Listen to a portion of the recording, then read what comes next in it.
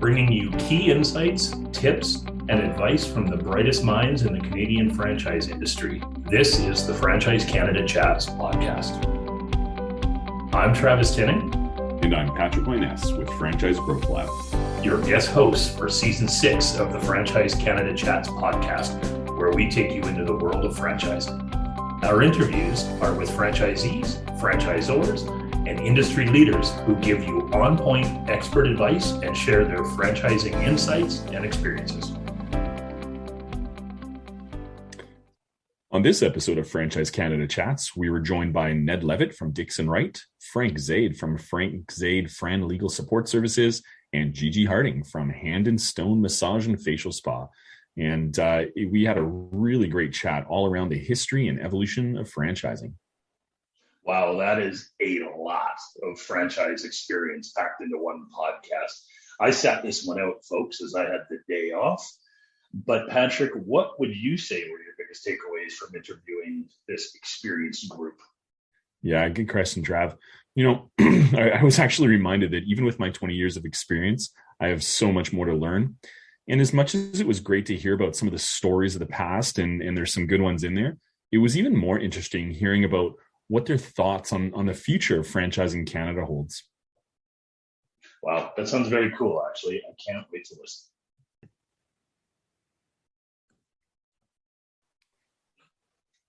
All right. So welcome, Ned. Welcome, Frank and Gigi. How are you guys doing today? Great, thanks. Doing well. Doing fine. Just cleaning up our street from all the debris from the recent storm. Yeah, you guys have had some good ones out there in the last little while, for sure.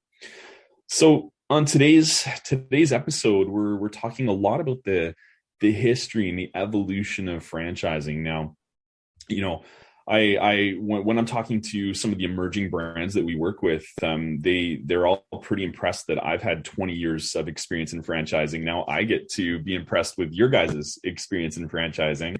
It makes me seem like I'm very new to this. So excited to get a chance to chat with you guys and learn more.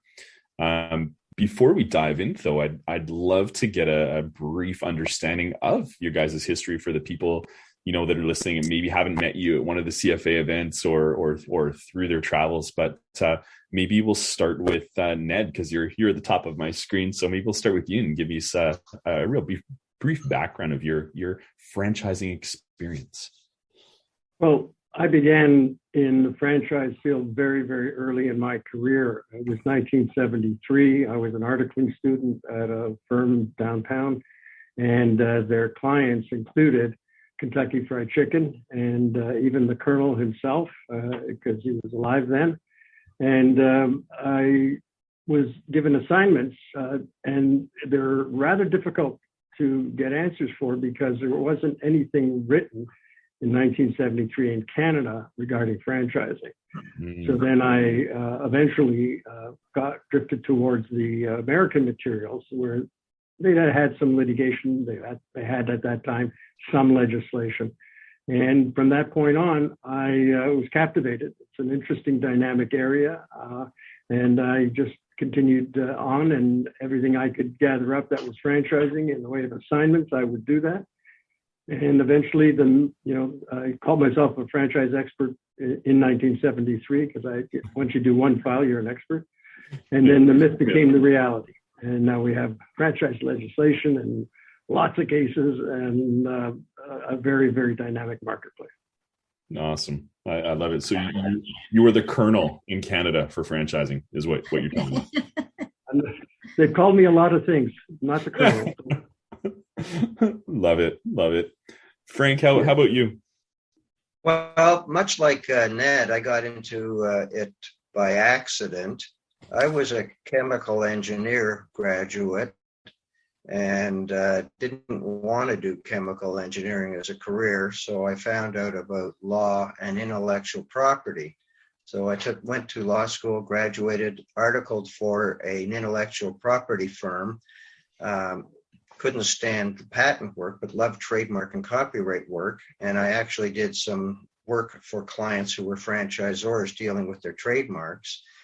Then I got hired by a large law firm, Osler, Hoskin and Harcourt, as a business lawyer associate, but they wanted me to do intellectual property law within the firm, not to build out a practice, but just to handle the questions that came in. Well, lo and behold, this was 1973, like Ned.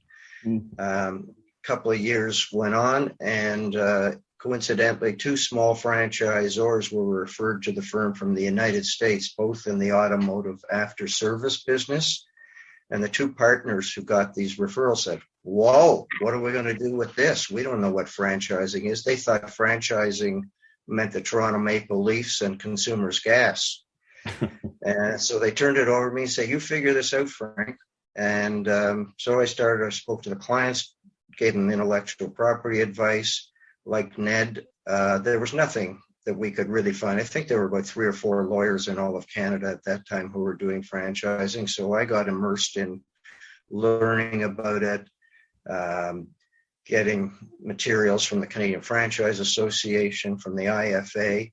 And I very much loved the practice, because here I was dealing with some real live clients and helping them come to Canada, as opposed to being the third person on a bond financing in a large law firm. Moving ahead, I got involved in writing a book, which I think is the most detailed guide to franchising in Canada, the Canadian Franchise Guide, and that got me a lot of recognition. Started going to conferences and ended up with a practice of almost 40 years in franchising. Retired about 10 years ago. I no longer am a practicing lawyer, but I am quite involved in franchise mediation and arbitration and expert witness work, and sitting on franchisor advisory boards. And here I am at this young age, still very much enjoying those parts of the practice. Awesome. Love it. So, Gigi, the three of us, we kind of all found ourselves in franchising potentially a little bit by accident. I think yours is maybe a little different. Yours sounds like more destiny from what I understand. I guess it was, to a certain degree. I was always interested in business, and that was going to be where I ended up. But my background is my family was in franchising, and when I was at a university, I was working in a totally different field, and one of our franchisees at the time for Quick Copy invited me to work with her to build her first location. And so I jumped at the opportunity and worked with her, and I kind of grew up and learned all aspects of it by working at the location, and then went on to do work in every department that we had in Quick Copy at the time. And then went off to do international work. So I did a lot of work in Australia and in Mexico and Argentina, Chile, Brazil, like a great international opportunity of growing franchises in those and opening. I was on the ground opening. And then in 2000, when was it, 1996, my father retired from the business. At the time, I was heavily involved with the CFA and became the chair of the CFA. And then my brother was also involved. He had one of our franchises. He sold that, and then both of us looked at each other and said, "Okay, well, what's next?" And we went, "Well, we've got a lot of experience here, great experience. Let's find another franchise to bring in."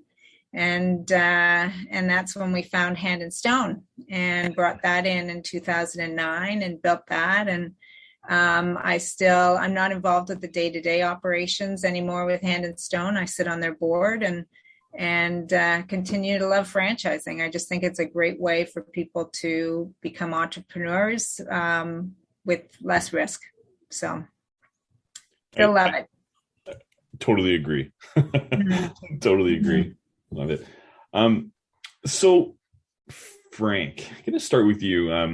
I believe you have the official title of the Canadian Franchise Association's longest standing member. So apparently you were paying dues before you even had to, which is great.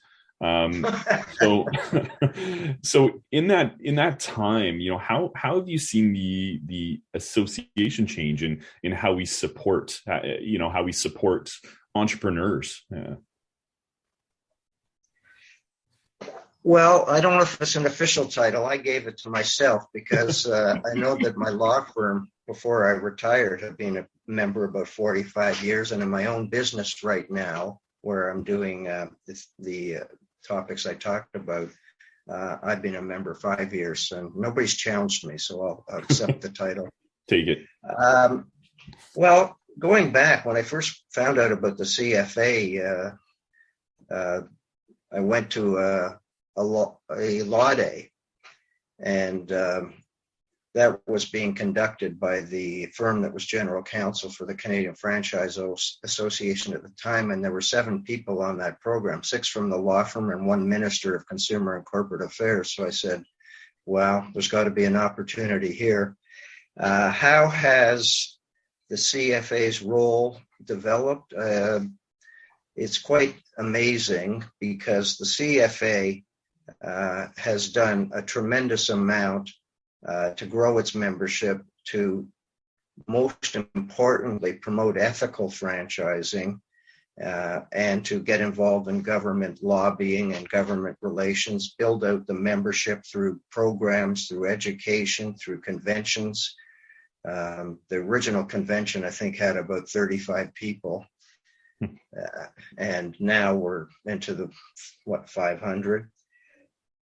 The membership is much changed from what it used to be. The CFA was founded by 4 franchisors at a time when they were concerned about legislation.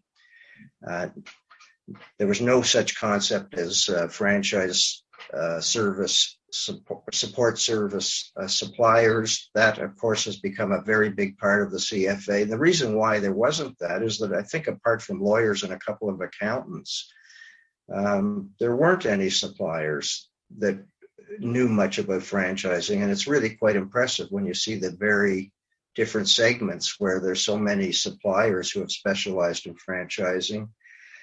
I think that the CFA has promoted Zor-to-Zor relations terrifically. There's an awful lot of camaraderie between franchisors. It's a very unique community, as far as I've ever seen, where people are very willing to share their ideas, to talk to each other, to help each other.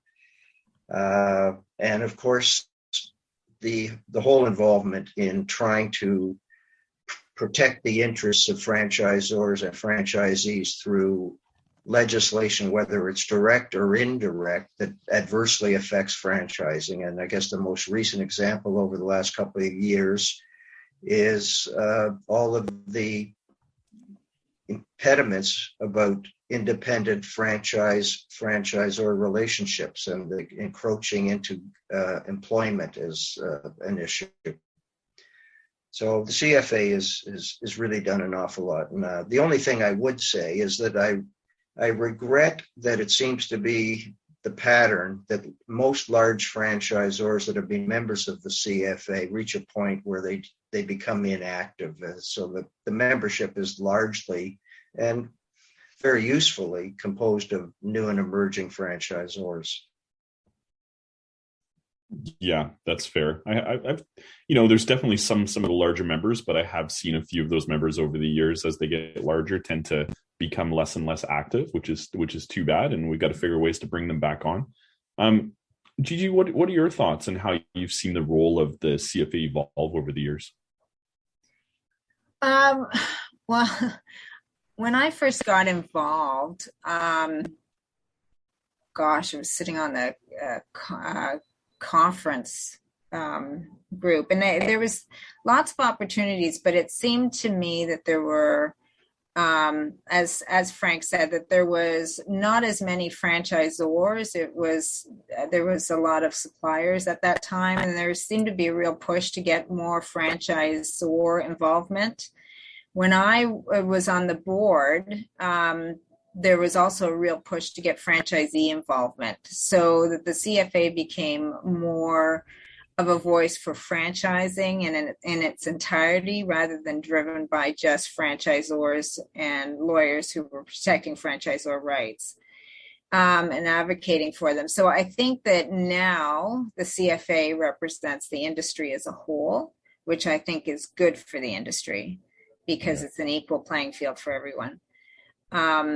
I mean, when I remember Frank was our lawyer at the time, and I remember when disclosure documents came in, and it was terrifying, quite frankly. and I remember sitting down with Frank and everything that you had to disclose to make sure that you didn't get yourself into a legal situation. Now it's just it's part of franchising, and I think it's a good part of franchising. I think it separates the good franchisors from the ones that aren't as good, because you're required to disclose lots of good information so that people can make educated decisions. And that has been a very good thing, I think, in the industry. I have no issues with disclosure legislation. I think it's been positive, very positive. And I think the other thing that we've seen the CFA evolve on, and Frank already hit on this, was the advocacy and the work with governments, so that we do have a voice, so that legislation isn't created that doesn't work. It's got to work. It's got to work right across Canada. For a long time, it was hit and miss in various provinces, and now pretty much everybody's got legislation. So I think there has been some really strong things that have come out of the CFA and their growth and what they've been able to do.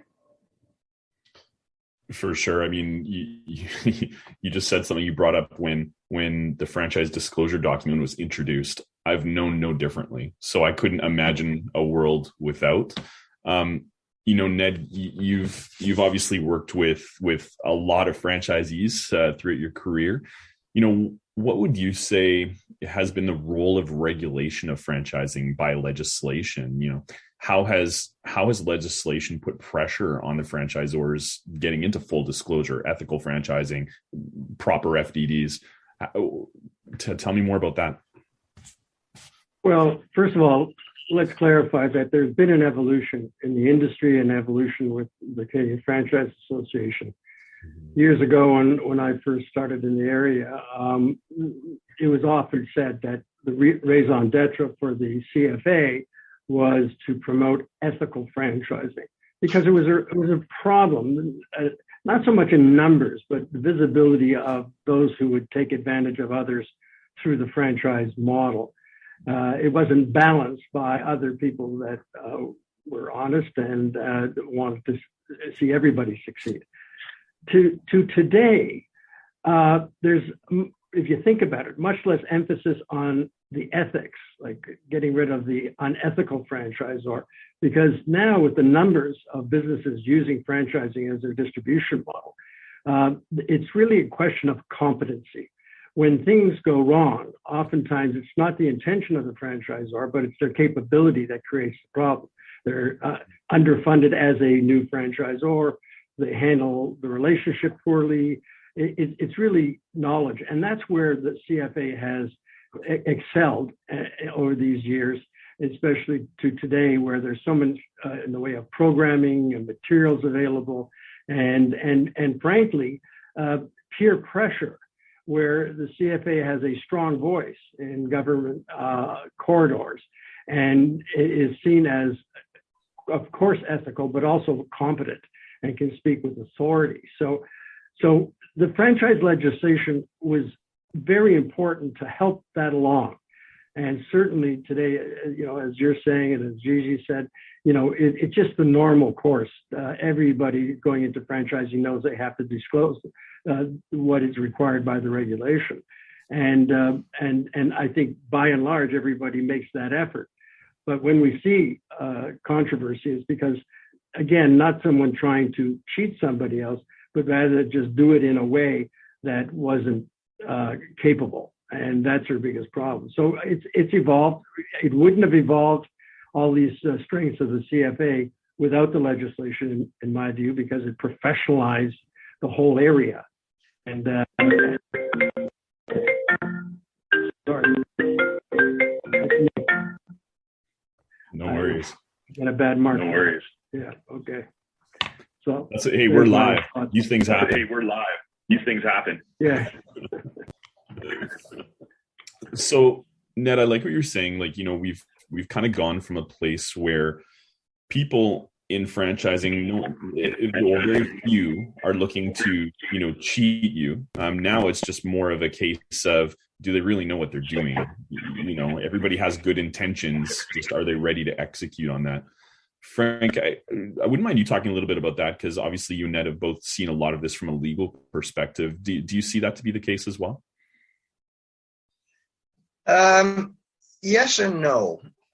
Good lawyers, former lawyers answer. Let's just go back for 30 seconds, because you and many people won't know that the original province that had franchise legislation, and if I'm not mistaken, it was around 1971, was Alberta. And they claimed that they had to have legislation because of the flooding of the Wild West from the United States into Alberta and disreputable franchisors.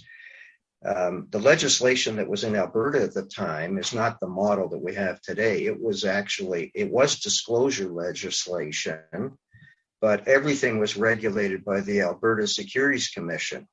And you would have to fill out a form of disclosure, and you would have to send in all your documents. And believe it or not, Patrick, the Securities Commission could look at your franchise agreement and say, we don't like it. We're not going to allow you to operate in Alberta. Yeah. And it got down to minutia, like, oh, we think that only allowing 15 days to cure a default is not enough time. So you're going to have to change that in your agreement. It was a tough gig to really have to deal with securities regulators in an independent business relationship. But I think the evolution of legislation has done an awful lot, as Gigi said, to keep people informed. And there's no reason why a franchisor should object to preparing a disclosure document. Now, I won't get into the time we have about the remedies for improper disclosure, but they are very severe. Rescission of a franchise agreement can result in hundreds of thousands of dollars that a franchisor has to pay out to a franchisee that was not properly disclosed. And that's really the message that has to get out to franchisors. This is not a party. You are going to be severely reprimanded and held for significant damages if you don't properly disclose.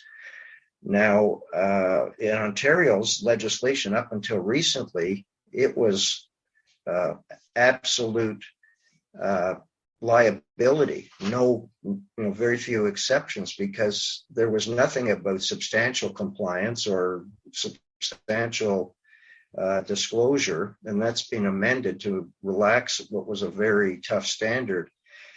But I think legislation, if a franchisor doesn't want to play the game and tries to find loopholes, they shouldn't be franchising. Now, the one thing I will say is because I've retired from law and I'm now doing mediation and arbitration of disputes, I've seen an awful lot that I never saw in practice. And I'm quite upset when I see some of the disputes I have to help parties resolve or arbitrate at. There's still a lot of franchisors out there. You may not have heard of them, but they don't know what they're doing. They're not properly disclosing. And also about our legal industry, there are a lot of very competent franchise advisors now in the CFA. But again, I regret that I get to see a lot of lawyers who are dabblers and are creating large problems for franchisors. Absolutely. Just to hit that point home, I met an emerging brand at the most recent CFA convention, and until they came to that convention, they didn't know what a franchise disclosure document was, and they had locations already. good for them. They're now stepping up to the plate. They're learning. They're trying to be better. But I actually would not be that surprised what's out there, unfortunately. Shifting gears from disclosure. So we get a great disclosure document. Everybody's happy. Everybody gets signed up. Now it's time to turn to operations. So you must have seen a lot of things shift operational through the multiple brands in many years. What stands out most for you as far as how the franchisor works with their partners? Well, when I first started, I was thinking back that we were doing everything on the fax machine. There was no such thing as the internet. For me, when I was doing a sales call, it was going and knocking on somebody's door, and totally different than how it is today. I think I look at how we were doing business in the 80s, and then the changes once we got into the internet, and how we market the business, expectation of the franchisee. I mean, we just in the administration and collecting royalties, we at the time in the 80s, they would send in their sales figures, and we'd say, okay, you could audit here and there, but you kind of took everybody on their word. And now with point of sale systems and data, it's given us so many tools that have made it, I think, better for the franchisees, because that information can flow to them. So the data has been the biggest thing for me, I think, in the evolution. But I'd also say that the expectation of people is higher today too. So franchisees know or expect that you're going to be able to provide them with feedback very quickly. You have information at your fingertips to be able to show them what their sales were yesterday or last year and how they're trending. And also comparatives to the top performer in the system as opposed to somebody who's not doing as well. And the expectation is that you're providing that information back to the franchisees so they can constantly be improving. And I think that that's been for me, one of the biggest shifts is really understanding and learning the IT side of the business has been a challenge. Thankfully, I've always had people who do know that stuff, because I am not an IT person. But as a franchisor, you have to be on top of that. And that's been a huge shift over the last 30 years, huge shift. Yeah, for sure. I'm a big proponent of data and using data to make better decisions. So yeah. I'm happy that has evolved. Me too. It's funny you mentioned a fax machine. So my franchising doesn't go back quite that far, but I do remember, one of the biggest marketing tools when I joined franchising was the Yellow Pages. Not so much anymore. Not so much anymore. So yeah. Well, I think Ned and Frank would laugh, but all of our communications with Quick Copy, we would have a little pad of paper at our desk that was a communication sheet, and we had to write down the date and the time that we had the call, who said what, and it was all documented. And then we had storage galore of these little sheets that you had to go through if you needed to go back and find something that was said in a conversation. It was difficult to keep track of things sometimes. Well, I was gonna ask you a little bit about follow-up around communication, because obviously communication over the years has gotten a lot more accessible. Sometimes that's good, sometimes not as much. But what was it like, in the early days? How did the franchisor franchisee, and I do want to talk a little bit about the relationship in a minute, but how did that communication flow, and what were the pros and cons back then? Well, it was for us, it was all letter based. So you would be sending letters through the mail. Wow. Same with marketing, was all based on Canada Post delivering stuff for you. So the face-to-face, I don't think has changed that much, at least for me. That has always been the most important relationship building tool that we have.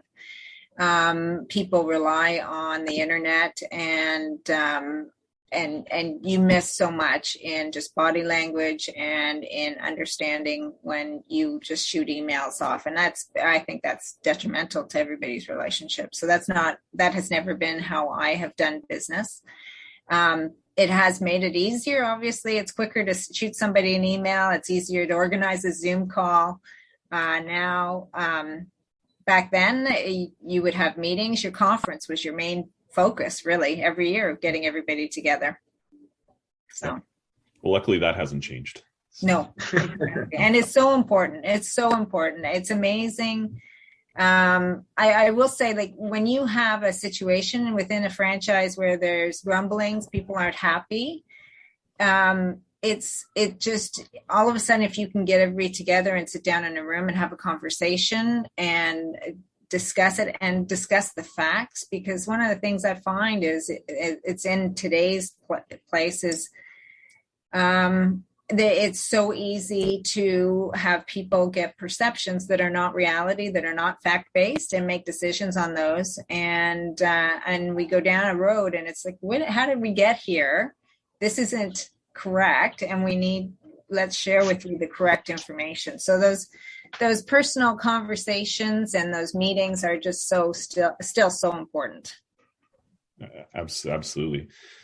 Ned, from your perspective, I mean, now that, communication is far easier, far quicker, there's never any problems with the relationship, is there? Obviously, that's not the case. But how have you seen the franchisee-franchisor relationship evolve over the years?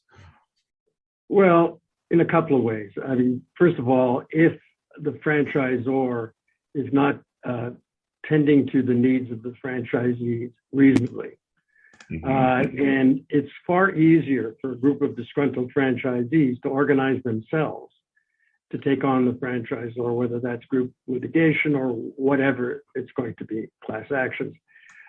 So, the ease of communication, the speed of communication means that when there is a problem, it can get out of hand much quicker than it was in the past. The other thing is that, franchisors are, after all, businesses. So they have all of the challenges that any business has at any particular time. Right now, with inflation rapidly increasing, supply chain issues, everything seems to be going south all at the same time, which provides an opportunity and a problem at the same time. Like, franchising is such a great model because it's, you can do things as a group, and you can negotiate discounts as a group. R&D can be done at the head office, shared with all of the franchisees. All of these things are just wonderful aspects of franchising and unique to franchising, because you've got an owner operator paying attention to, say, at the store level. But in the same token, when we run into problems the best example, of course, is always the pandemic. We'll be saying that for years. And there were so many franchisors that did an incredible job of working with their franchisees to solve that enormous shift in the marketplace and problem. Same token, if the franchisor was the least bit slow or not all that swift about how to deal with these kinds of problems in a franchise context, which is different if you have a chain of corporate-owned businesses, and you can fire people, make changes at your will. You can't do that with the franchisees. And of course, they're going to be in different economic circumstances when a pandemic hits. All the franchisees aren't going to be in exactly the same place financially. So who do you help and how do you help them? So it is an advantage and a disadvantage at the same time. So it's really a question of, again, coming back to, I think, competence. For the franchisors who learned about franchise, best practices and employed them, they did better by themselves and better by their franchisees during the pandemic, whereas the other ones did even worse than they would have done in normal marketplace. So, yeah. No, you're right. It can get out of hand quickly. I know a lot of the clients, we're talking to them about their communication systems, and how do you harness that? And they're like, well, we don't really have anything. The reality is, oh, there's something there. You have a choice to be part of it or not.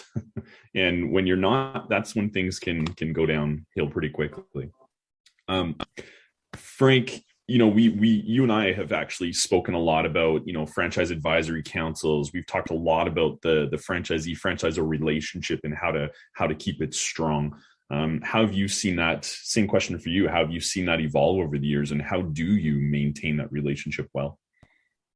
I advised 400 franchise systems when I was in practice before I retired. And since then, I'm on a number of franchisor advisory boards where there are independent advisors chosen by the franchisor from different fields to help deal with the franchisor issues and best practices.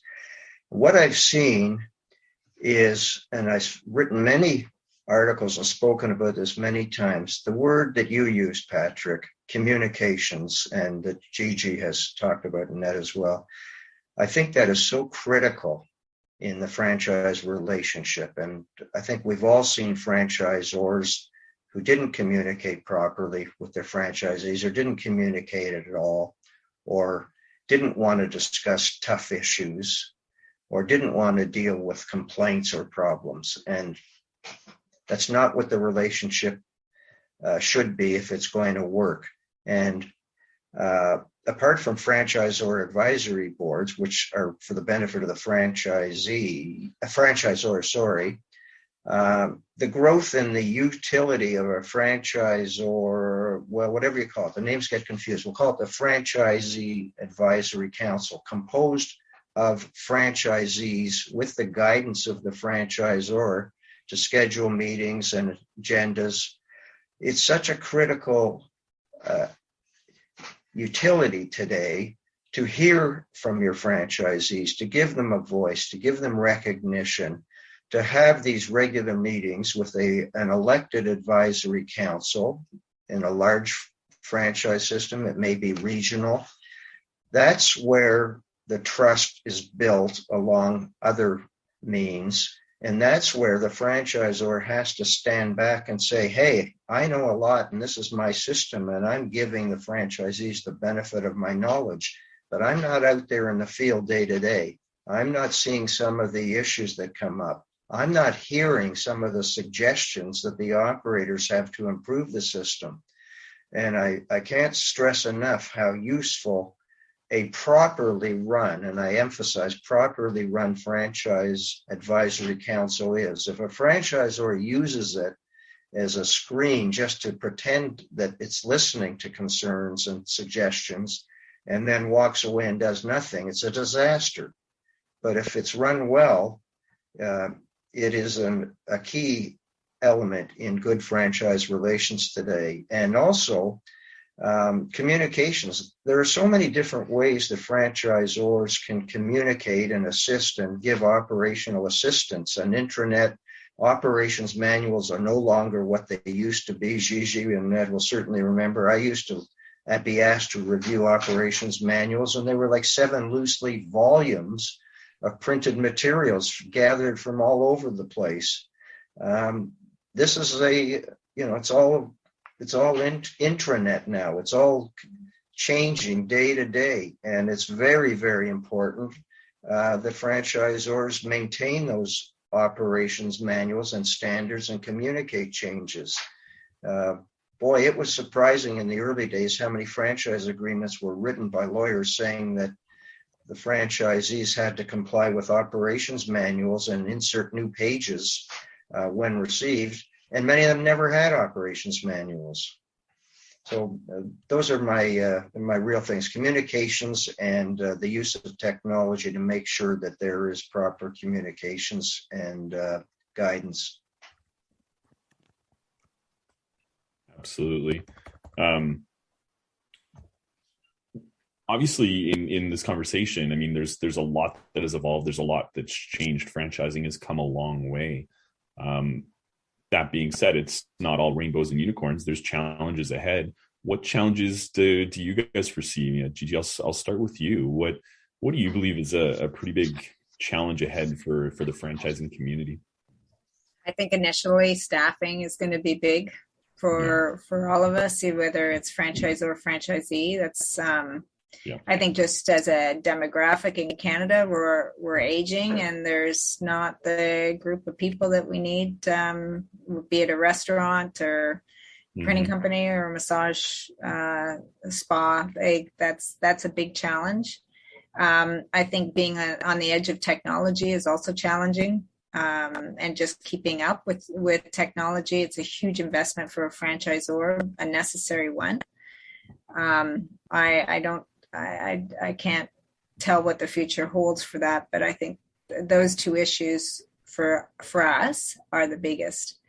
And but right now, in the near future, profitability obviously is a big issue, just with the cost of what's happening with the economy, even just gas prices and logistics. I mean, it's crazy out there right now. So short term, that's going to be a challenge, but I think long term, staffing is the biggest. Getting the right people in the right seats is going to be tough. I've seen a lot of systems right now. Staffing is already there. I think the pandemic sort of brought that to the forefront and foreshadowed a little bit the demographic swing that we're going to be seeing soon, very soon. Yep. Yeah. And I also think, I think there is a cultural issue with, the generation that's coming up, and I don't, that's probably a whole other topic for another day, but they're motivated differently than we were. And how do you get those people in to perform their jobs well and see them successful? So a lot of interesting stuff coming down the pipe. Ned, how about you? What stands out for you as far as challenges that franchising is going to be facing? Well,